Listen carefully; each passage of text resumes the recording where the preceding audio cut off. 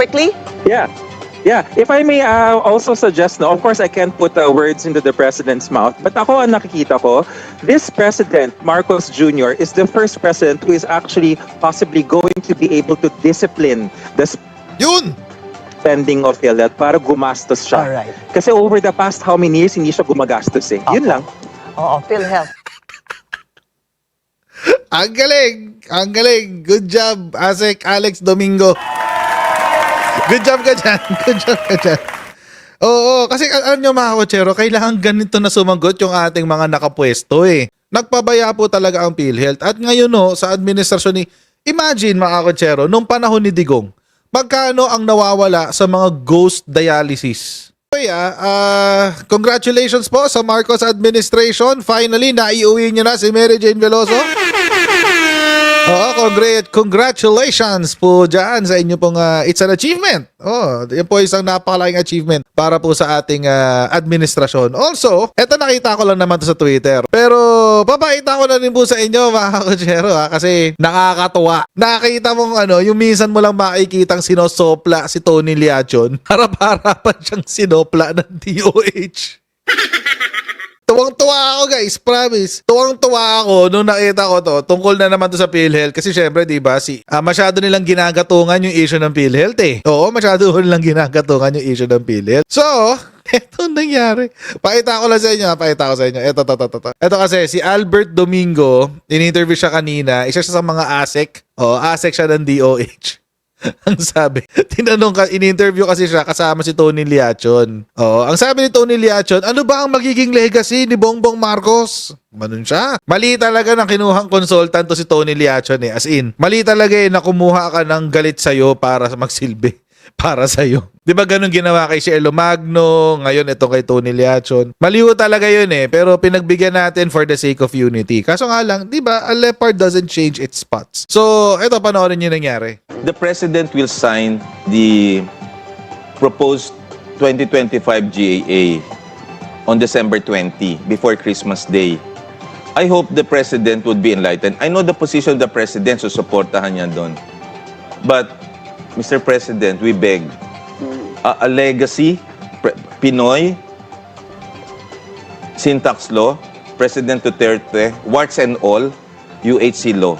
Okay. So what would be the legacy of President Bongbong Marcos? Pinky, Zero Pinay. subsidy, 90 billion diversion, 60 billion diversion. or 60 billion diversion? I think Okay. kailangan sagutin Thank to you, ng Doc Pangulo. Tony. Sorry, we have to go. ASEC? Yan na. So, yun yung nireklamo ni Tony Liachon. 60 billion na pagbabalik daw ng pera, subsidy, zero subsidy, etc. etc. Eto ngayon, eto yung nakakatawa. Pakinggan nyo. Yeah. Quickly? Yeah, if I may also suggest, no, of course I can't put words into the president's mouth, but ako ang nakikita ko, this president, Marcos Jr., is the first president who is actually possibly going to be able to discipline the Yun! spending of PhilHealth para gumastos siya. Alright. Kasi over the past how many years, hindi siya gumagastos eh. Yun lang. Oo, PhilHealth. Huli ka, Balbon. Gumastos na kayo.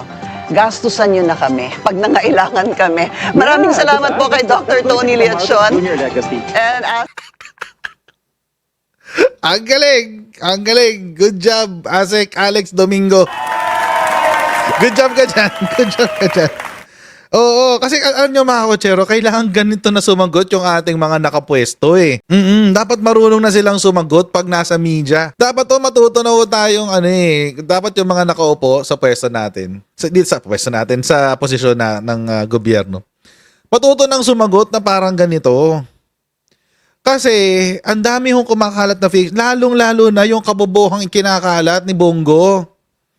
Oo, yung kalokohang pinaggagawaan niya dyan sa Senado, nagpahiring pa siya doon sa PhilHealth subsidy.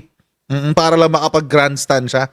Imagine, sayang ang pera ng bayan dyan sa PhilHealth na yan. Nagpahiring pa siya. Ang dami na sinayang na pera ng PhilHealth.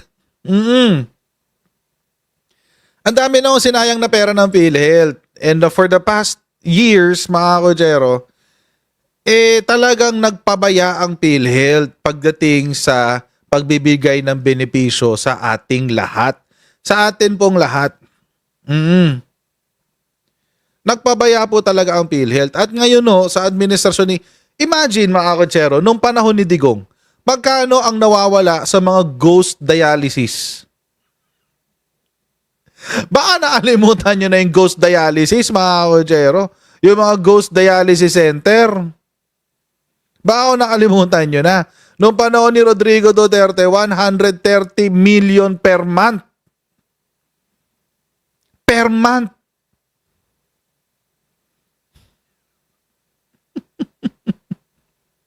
Ang nawawala. Oh. See? Di ba yung yung inappoint dyan ni Digong general din? Di ba? Dapat talaga nilalagay kasi dyan actuarial. Oo, yung marunong yung marunong mag-manage ng insurance. Oo. Anyway. Ayun na nga. Oh, di nagrereklamo sila, zero subsidy daw, nagrereklamo sila. Yung healthcare daw pinabayaan ni PBBM, etc., etc. Yun pala, noon pa sila nagpapabaya, hindi ina-address. Kaya nga natatawa ako dito sa mga bumabatikos ngayon kay Harry Roque, kay Bongo. Mga kotsero, sila yung nakaupo nung panahon na nandiyan ang PhilHealth. Na matagal nang winawaldas ng PhilHealth ang pera ng bayan. Noon pa, nakaupo sila dyan. Anong ginawa nila? Wala. Ngayon na may ginawa ang presidente na hindi nag-aaksaya ng pera ngayon ng PhilHealth, hindi nila itatambak sa time deposit ng kanilang bangko, nagrereklamo. Maski nga yung PhilHealth CEO anong sinabi niya? Wag ho kayong mag-alala, marami kaming pera. Yun ang sinabi ng PhilHealth CEO. Marami kaming pera, wag ho kayong mag-alala. Meron kaming 200 plus billion in reserves. Meron kaming 200 plus billion na operating funds. Meron pa kaming sobrang 150 billion. Oh. Maski yung CEO ng PhilHealth hindi nag-aalala. Tapos itong mga taong katulad ni Tony Liachon, tulad ni Bongo, ni Shelo Magno, ay nag-iiyak kayo.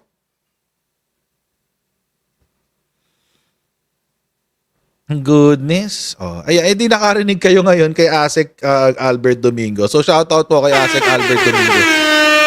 Good job ka dyan. Good job ka dyan. Good job ka dyan. Alam yung kay Lacson, ewan ko, hindi naman siya DepEd DOH to Kasi, alam niyo, ang dami hong fake news na lumalabas dyan sa PhilHealth na yan. Fake news ho talagang legit. Fake news ho talagang legit.